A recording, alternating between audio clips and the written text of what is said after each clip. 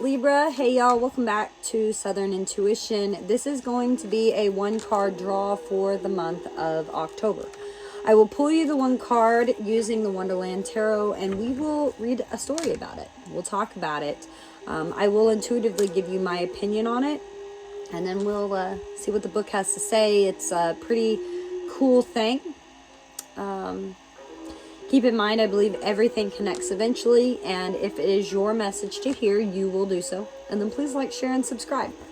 All right, we're going to find out what is the message that Libra needs for the spooky month. One card only for Libra. Libra, Libra,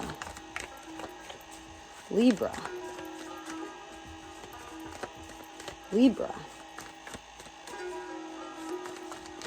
Libra. Ooh. And it is so. Libra. The Fool. Let's go, let's go, let's go. Awesome. Cool beans. It might be painful. Okay? Just keep that in mind. Three of Swords showing up at the bottom of the deck. However that resonates, it doesn't have to be a bad thing, but to make a decision, if you fall, it might hurt. It might. It's really in how you perceive it. The Fool goes for it. He lets nothing stop him. He's excited about this. It's like a dreamscape, He does have those trying to warn him. But he's like, I want to know what's there. I want to see it. I want to experience this. Going for it. No holding back. That is the Fool. Okay. Let's see. What a cool card to pull. And you know what? This is your season. It is your birth month. Happy birthday. All right. So, let's set the scene here. Alice is sitting on the bank of the river, and she's hot, she's lazy, and stupid. Her sister's book doesn't really interest her because there are no pictures or even a dialogue that's in it.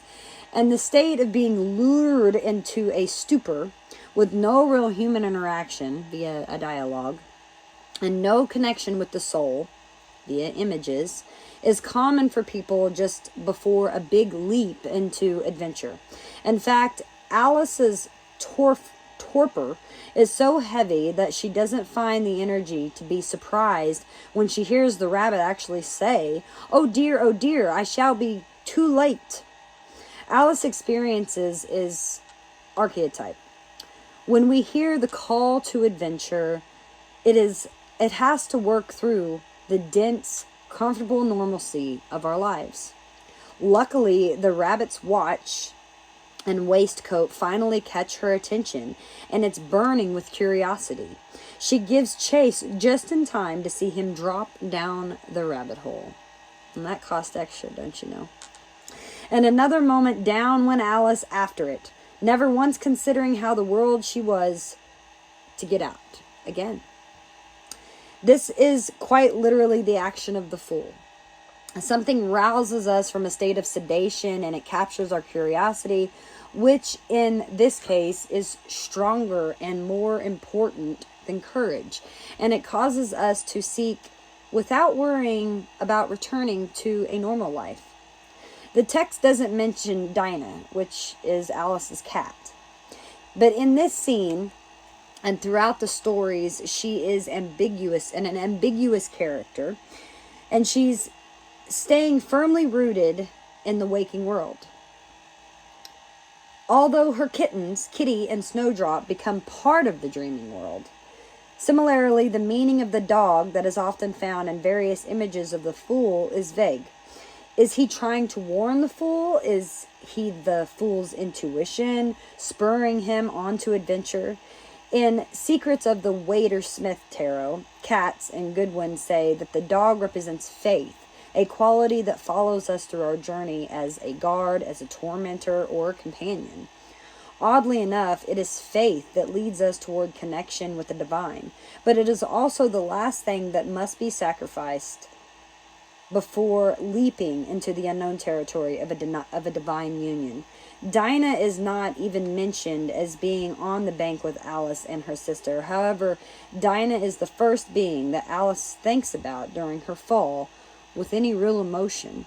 Dinah, my dear, I wish you were here with me, she says. So the Fool is that moment when we fear of relinquishing normal life. The fear goes, okay? It's our curiosity and to experience this connection with the divine. It's a connection that takes many forms. And it's also called discovering one's true self and purpose.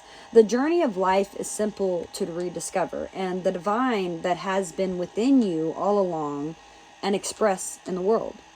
The hard part here is, as we learn from Alice's experiences, is that when we ironically call a waking life a reality or a normalcy, it kind of has a pretty vested interest in keeping us rooted here. Despite the world's attempts to keep us sedated, we have faith. And this is the thing that tells us there is something more. So we have to release all that we have known and all that we have relied on, even the knowledge of what we seek, in order to find our true selves. This is a beginning. This is innocence. It's freedom.